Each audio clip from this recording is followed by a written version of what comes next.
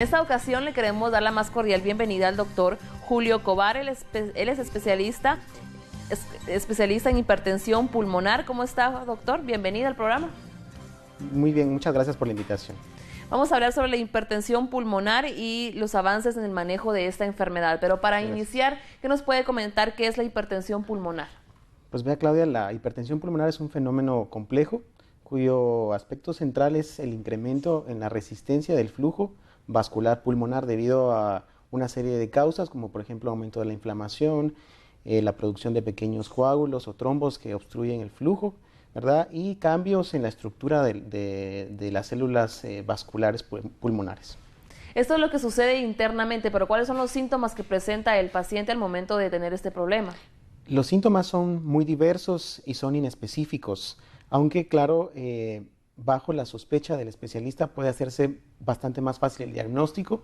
Sin embargo, existe todavía poca información al respecto, por eso es importante hacer este tipo de programas donde se difunda la información y donde podamos hacer un poquito de información hacia nuestro público, ¿verdad? Pero los síntomas son inespecíficos. Regularmente el que más preocupa y el que más llama más la atención en este tipo de pacientes es la fatiga. La fatiga. Fatiga.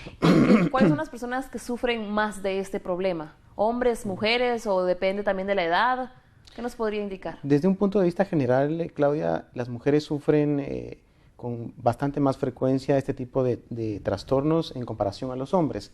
Regularmente la relación es de 2:1 o de 3:1 en los estudios epidemiológicos que hoy existen.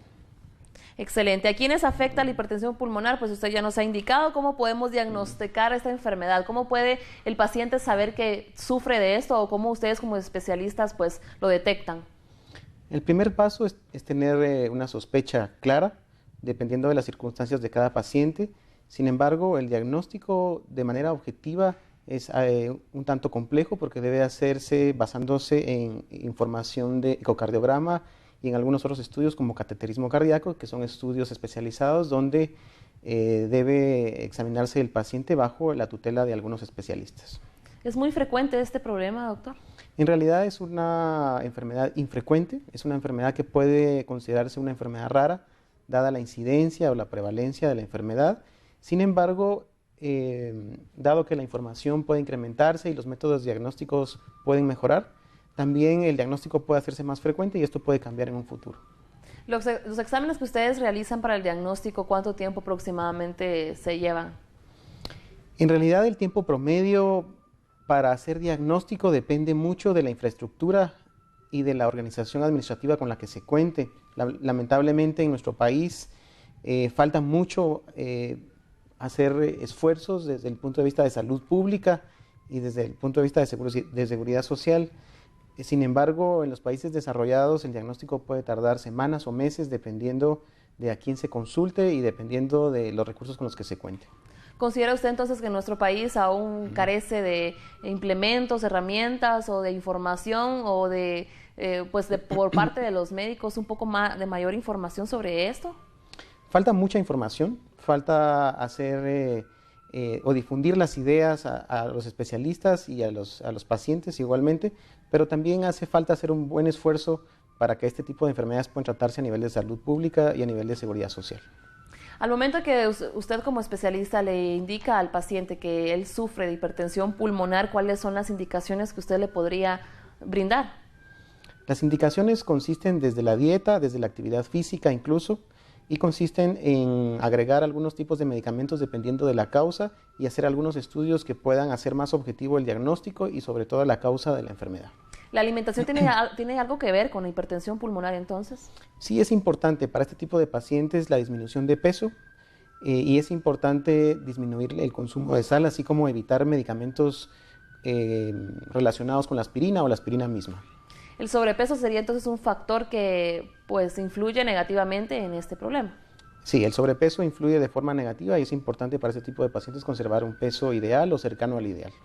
Y si la persona pues tiene acostumbrado a realizar algún deporte, ¿le aconsejan ya no hacerlo o al contrario que lo siga haciendo?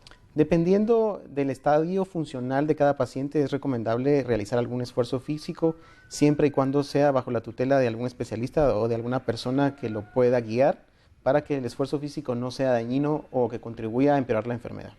Entonces, doctor, ¿cuál sería el tratamiento ideal para las personas que tengan hipertensión pulmonar? El tratamiento ideal, Claudia, depende mucho de la causa de la hipertensión pulmonar. Lamentablemente existen muchísimas causas de hipertensión pulmonar y cada una de ellas se trata de manera individualizada.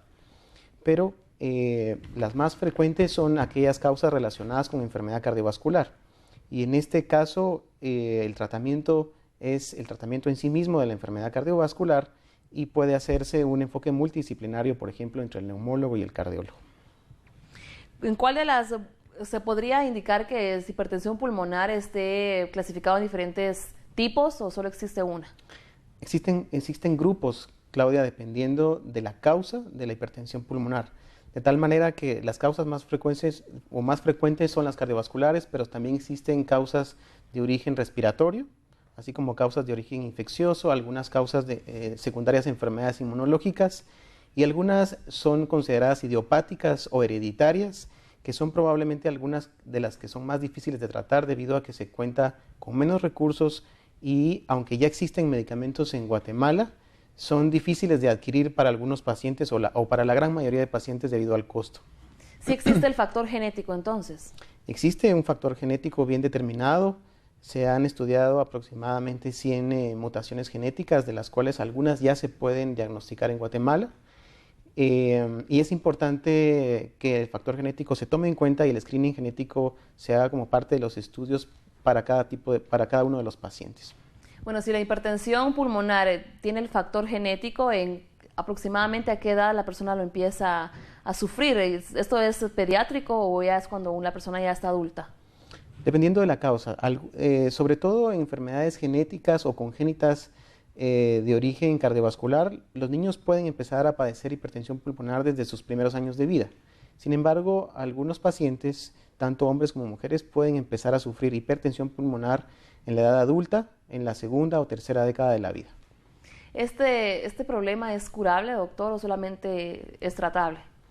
Existe un único tipo de hipertensión pulmonar que puede ser curable y es el tipo de hipertensión pulmonar que se desarrolla secundario a un embolismo pulmonar. Sin embargo, el tratamiento curativo es un tratamiento quirúrgico muy complejo que lamentablemente no se hace en Guatemala. Y para poder someterse a este tratamiento, las personas tienen que llenar algún tipo de requisitos. ¿Ustedes cómo pueden ver si la persona está pues disponible para poder realizarse eso? Lo primero es hacer lo más objetivo posible el diagnóstico para no cometer errores en ese sentido. Y una vez hecho el diagnóstico y haber determinado la causa con certeza, puede el paciente someterse a tratamiento quirúrgico para solucionar el problema. ¿Existe algún tipo de hipertensión pulmonar que sea más peligrosa que otra? Sí, definitivamente cuando existe un factor hereditario, el pronóstico es distinto, el pronóstico empeora. Y cuando la causa, por supuesto, es muy avanzada, en el momento en que se hace el diagnóstico, el pronóstico de la persona disminuye sensiblemente. Doctor, mi ecocardiograma indica presiones de 50, pero la cateterización del corazón derecho indica presiones normales. ¿Cómo es posible que tenga hipertensión pulmonar? Puede haber una disparidad o una diferencia en cuanto a los números que arroja o a los números que proporcionan diferentes estudios, de tal manera que el estudio de elección es el cateterismo cardíaco. El ecocardiograma en manos de un experto con experiencia puede ser un estudio de mucha utilidad y puede ofrecer o puede arrojar números muy parecidos a los que ofrece un cateterismo cardíaco. Sin embargo, es aceptable que hayan ciertas diferencias. Entonces, ¿puede estar incorrecta la lectura de algún ecocardiograma? Puede ser incorrecta, sin embargo, aquí lo recomendable es que el paciente acuda a un cardiólogo con experiencia en el tema para que sea lo más objetivo posible y que no haya tanta disparidad con respecto a un cateterismo cardíaco. Doctor, ¿en qué momento la persona debe acudir al especialista? El paciente debe acudir al especialista desde el momento en que sufre los síntomas. Lamentablemente, muchos pacientes consultan cuando los síntomas están muy avanzados y entonces es más difícil abordar el tratamiento de la enfermedad. Excelente. ¿Podría tener hipertensión pulmonar que se ha diagnosticado erróneamente como asma? Por supuesto que sí, asma es una de las patologías que pueden considerarse como un diagnóstico diferencial o un diagnóstico alternativo a el padecimiento de hipertensión pulmonar. Por eso es importante consultar con un especialista para que pueda hacer una diferencia lo más pronto posible.